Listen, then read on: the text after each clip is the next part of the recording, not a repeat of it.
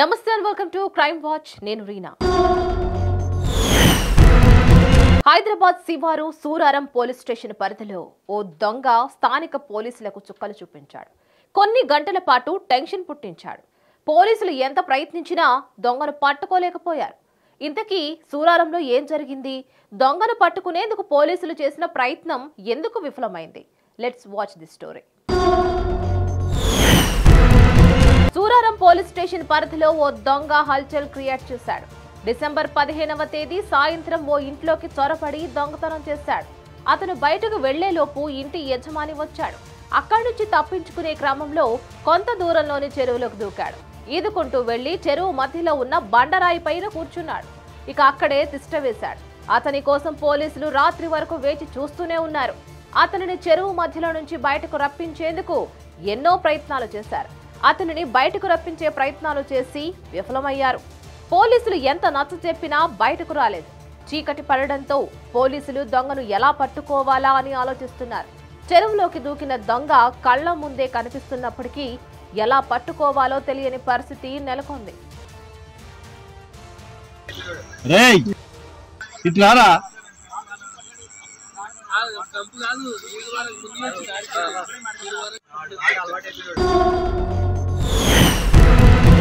దొంగ ఇంట్లోకి చొరపడి బంగారం ఎత్తుకుపోయాడు. ఆ కుటుంబానికి చెందిన మహిళ పోలీసులకు ఫిర్యాదు చేసింది. తన ఇంట్లో ఎలా దొంగతనం జరిగిందో వివరిస్తూ పోలీసులను సంప్రదించింది. దొంగను పట్టుకునేందుకు పోలీసులు చాలా ప్రయత్నాలు చేశారు. సీఎం రేవంత్ రెడ్డిని తన వద్దకు తీసుకురావాలని ఆ దొంగ కోరగా పోలీసులు తిరస్కరించారు. లోకల్ మీడియాను పిలవాలని దొంగ కోరగా ఆ పని చేశారు పోలీసులు.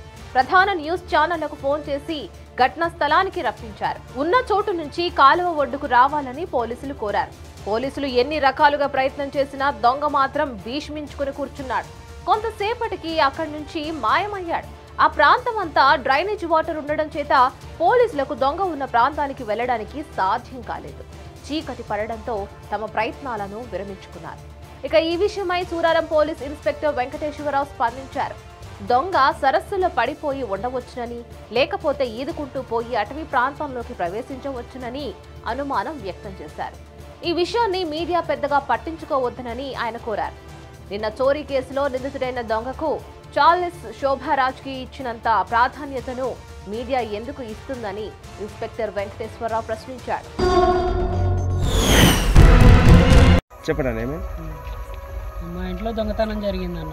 మీ పేరేంటి? నా పేరు నందు. మా ఇంట్లో దొంగతనం జరిగింది. 4 గంటలకు జరిగింది. 4:15కి మా పాప స్కూల్ నుంచి వచ్చింది. దొంగ గోడ దుంకి ఇంట్లోకి వచ్చి డోర్ తాళం పగలు కొట్టి ఇంట్లోకి వెళ్ళి బీరువా అంతా పగలు కొట్టేసి కమ్మలు ఎత్తుకొని పోయిండు. మా ఇంటి వెనుక చెరువు ఉంది. ఆ చెరువులో దుంకిండు. ఇప్పుడు ఈయన చెరువులోనే ఉన్నాడు. అతను ఇంకా బయటికి రాలేడు. ఎంత బతిమలాడినా బయటకు వస్తలేడు. ఎన్ని గంటలకు దుంకిండు చెరువులోకి? 4:15, 4:30 ఆ టైంలో దుంకిండు.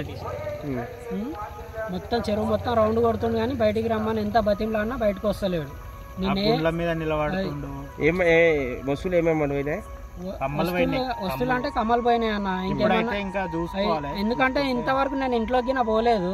కానీ చూసి మా పాపని తీసుకొని ఇక్కడ వెళ్ళిండని చెప్పగానే అక్కడ చెట్లలోకి వెళ్ళిపోయి దొంగని బయటికి రమ్మంటే ఏమంటుండు మరి? అతను ఏమంటుండు, నువ్వు సీఎం ని పిలిపి, రేవంత్ రెడ్డిని పిలిపి, TV9 ని పిలిపి, NTVని పిలిపి, వీళ్ళందరినీ పిలిపిస్తేనే నేను బయటికి వస్తాను, లేకపోతే రాను అంటుండ ఆయన.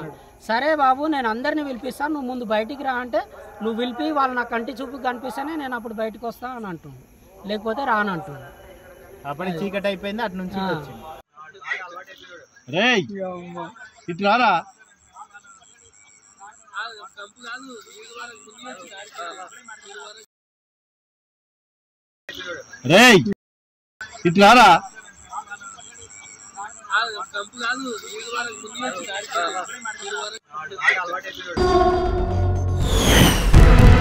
సరూర్ నగర్ పోలీస్ స్టేషన్ పరిధిలోని అత్యాచార కేసులో నిందితుడికి రంగారెడ్డి ఫాస్ట్ ట్రాక్ ప్రత్యేక న్యాయస్థానం కఠిన కారాగార శిక్షను విధించింది. నిందితుడికి 20 సంవత్సరాల కఠిన కారాగార శిక్ష, 30,000 జరిమానాను విధించింది.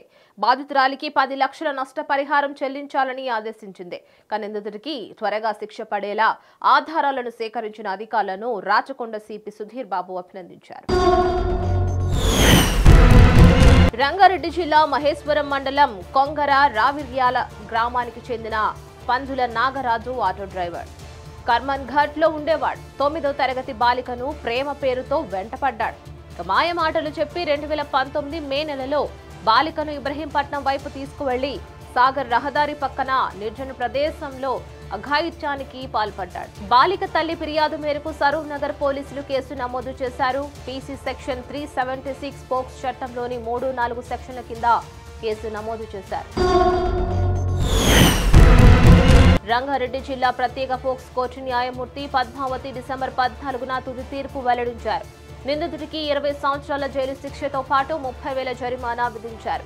ఈ మేరకు నిందితుడికి త్వరగా శిక్ష పడాలని ఆధారాలను సేకరించిన అధికారులను అభినందించారు రాచకొండ సిపి సుధీర్ బాబు.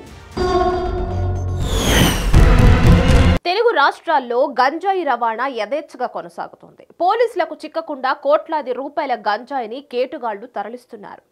డిమాండ్ ఎక్కువ ఉన్న ప్రాంతాలకు సప్లై చేయడం ద్వారా కోట్లాది రూపాయలు సంపాదిస్తున్నారు. ఇటువంటి ముఠాలలో ఓ ముఠాకు పోలీసులు చెక్ పెట్టారు. గంజాయిని స్వాధీనం చేసుకున్నారు. రంగారెడ్డి జిల్లా మొయినాబాద్ పోలీస్ స్టేషన్ పరిధిలో దాదాపు 100 కిలోల గంజాయిని స్వాధీనం చేసుకున్నారు. స్థానిక పోలీసులతో కలిసి నార్కోటిక్ సిబ్బంది ఈ గంజాయిని స్వాధీనం చేసుకుంది. ఈ ఘటనకు సంబంధించి రాజేంద్రనగర్ డీజీపీ జగదీశ్వర్ రెడ్డి, చేవళ్ల ఏసీపీ ప్రశాంత్ రెడ్డి వివరాలను వెల్లడించారు. మొయినాబాద్ మండలం సూరంగల్ గ్రామం రెవెన్యూ పరిధిలో ఉదయం 5 గంటలకు ఏఎంఆర్ వెంచర్లోని ఓ షెడ్డులో గంజాయిని స్వాధీనం చేసుకున్నట్లు ప్రశాంత్ రెడ్డి తెలిపారు. ఒడిశా రాయగఢ్ నుంచి ధూల్పేట్ మీదుగా సూరంగల్ గ్రామం వెంచర్ కి గంజాయిని తీసుకువచ్చినట్లు పోలీసులు వెల్లడించారు. 50 ప్యాకెట్లను స్వాధీనం చేసుకోగా ఒక్కో ప్యాకెట్లో 2 కిలోల గంజాయి ఉంటుందని అన్నారు. పలువురు నిందితులను అదుపులోకి తీసుకున్నట్లు అధికారులు తెలిపారు. ఒడిశాకు చెందిన బాబర్ ఖాన్, ధూల్పేటకు చెందిన సతీష్ సింగ్ లను అరెస్ట్ చేయగా 2 నిందితులు సునీల్ సింగ్, మనోజ్ పరారీలో ఉన్నట్లు తెలిపారు. వాళ్ళు కూడా దీంట్లో పార్టిసిపేట్ కావడం జరిగింది. ఉన్నాడు మనోజ్ అని ఒక అతను పదంపూర్, అతను ఎక్స్పాండింగ్ మనకు సప్లై చేసినారు. మెయిన్ ప్రొడ్యూస్ చేసి ఇతనికి ఇవ్వడం జరిగింది. ఈ 100 కేజెస్ ఆఫ్ 50 బ్యాగ్స్ ఉన్నాయి. ఒక్కొక్కటి నేను చూసినట్టయితే సో 2 కేజెస్ ఈచ్ ఉంటుంది అది ఒకటి.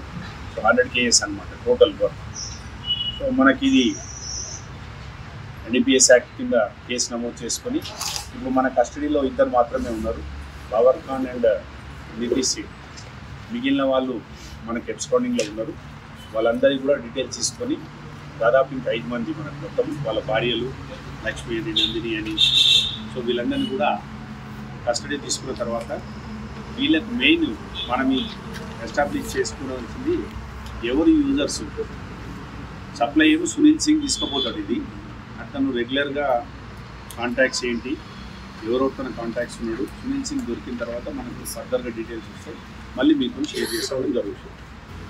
కాబట్టి ఇప్పుడైతే వీళ్ళిద్దరిని అరెస్ట్ చేసి ప్రొడ్యూస్ చేసి మళ్ళీ పోలీస్ కస్టడీ తీసుకోవడం జరుగుతుంది. వీళ్ళు ఇంతకుముందు ఏమైనా కేసులలో ఉన్నట్టు కూడా మనకు సమాచారం ఉంటుంది. అవన్నీ కూడా డీటెయిల్స్ వెరిఫై చేసి వాళ్ళ పైన ఖచ్చితంగా కఠినంగా. ఇది వాల్టి క్రైమ్ వాచ్. మరిన్ని అప్డేట్స్ తో మళ్ళీ కలుద్దాం. అంతవరకు చూస్తూనే ఉండండి హిట్ టీవీ.